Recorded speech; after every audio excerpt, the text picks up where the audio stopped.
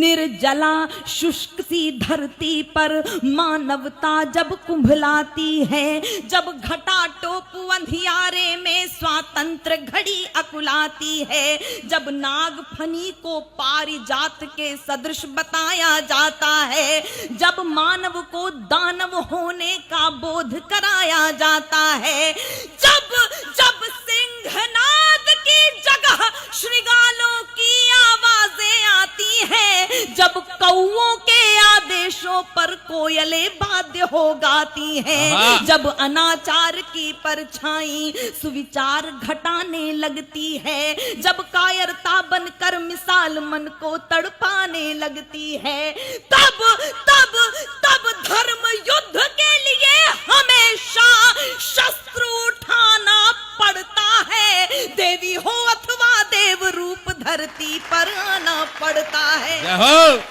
हर कोना हर कोना हर कोना भरा वीरता से इस भारत की अंगनाई का बलिदान रहेगा सदा मर मर्दानी लक्ष्मी बाई। जय हो।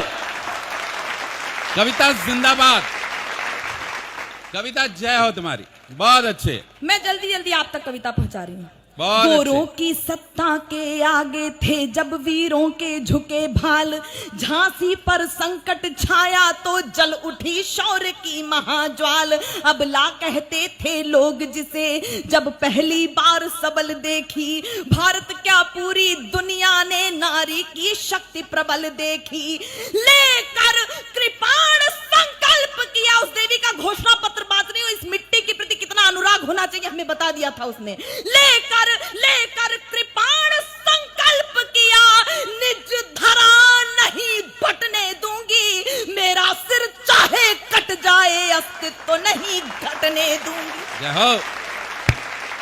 पति पति परम धाम को चले गए, मैं हिम्मत कैसे हारूंगी, मर जाऊंगी समरांगण में या तो गोरों को मारूंगी। बहुत अच्छे। त्यागे श्रृंगार अवस्था के रण के आभूषण धार लिए, जिन हाथों में कंगन खन के उन हाथों में हथियार लिए। शिशु पृष्ठ भाग पर बांध लिया, आपके सम्मुख अधिक जीवंत हो जाएगी ये प्रतिमा। शिशु पृष्ठ भाग पर बांध लिया, वल्गाएं साधी दांतों में, फिर घोटक पर होकर सवार गहलिए खड्ग निज हाथों में।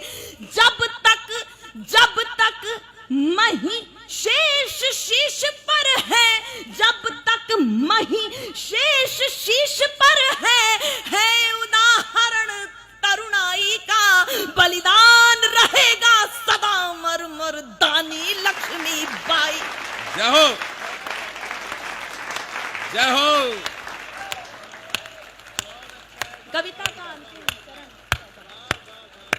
कविता का अंतिम चरण आप तक पहुंचाती हूँ मैं। आपके विशाल क्या बात है, बहुत आभार। कविता का अंतिम चरण आप तक पहुंचाती हूँ। गोरों की सेना पर रानी, गोरों की सेना पर रानी दावानल बनकर छाई थी, रणचंडी ने खप्पर भर कर तब अपनी प्यास बुझाई थी। उड़ चला पवन के वेग पवन, बादल बादल बन बरस गया। पवन और बादल नाम के दो घोड़े, वैसे सारंग भी एक घोड़ा था लेकिन दो घोड़ों का उल्लेख है। उड़ चला पवन के वेग पवन, बादल बादल बन बरस गया। चपला सम तलवारें चमकी, दुश्मन पानी को तरस गया। रण बीच अकेली डटी रही। इस विद्वत समाज में एक प्रश्न अचानक उछल पड़ता है कि वो अकेली क्यों रही। मुझे कहने दीजिएगा, राजनीति कुछ भी करती हो, लेकिन आप सब भी जानते हैं यदि तत्कालीन ग्वालियर नरेश ने महारानी लक्ष्मीबाई का साथ दिया होता तो हम कब के आजाद हो चुके होते। ये सच्चाई है।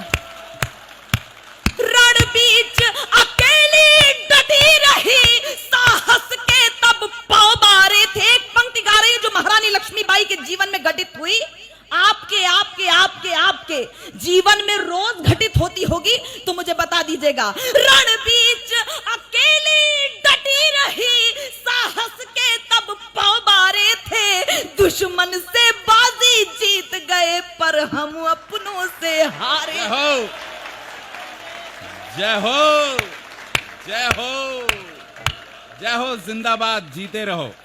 बहुत अच्छे। मुझे माफ कीजिएगा, ये धर्मों को मानने वाला देश है।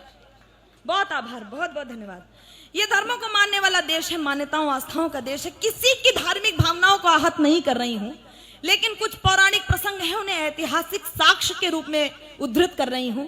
अपनों से हारने की परंपरा कहां से चली आ रही है, सिर्फ उदाहरण के रूप में लीजिएगा, सिर्फ उदाहरण।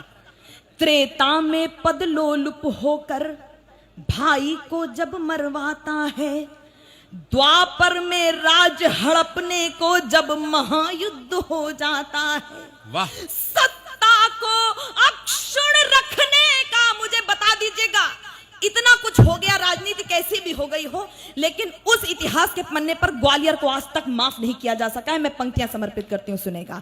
त्रेता में पदलोलुप होकर भाई को जब मरवाता है, द्वापर में राज हड़पने को जब महायुद्ध हो जाता है, सत्ता को अक्षुण्ण रखने का जब लोभ मोह जग जाता है, तब गद्दारी का कुटिल दाग उसके माथे लग जाता है। और अंतिम पंक्तियां पढ़कर विदा चाहती हूँ। मुझे कैसे आप विदाई देंगे मैं नहीं जानती, लेकिन आप पढ़ सकती हूँ।